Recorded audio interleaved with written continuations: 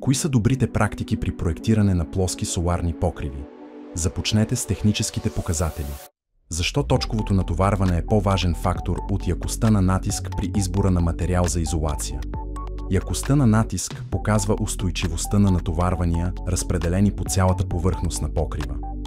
Точковото натоварване показва способността на изолацията да издържа на динамични механични натоварвания, като повишен трафик за обслужване на соларните панели, както и на такива от ветровите вибрации в точките на монтаж. Плоските соларни покриви са подложени на много повече динамични механични натоварвания от обикновените. Затова създадохме HardRock 1200 плочи за изолация на плоски покриви с изключителна издръжливост. Дайте си максимална свобода на проектиране с иновативната технология с двуслойна плътност от Rockwool. Солидна основа за плоския соларен покрив.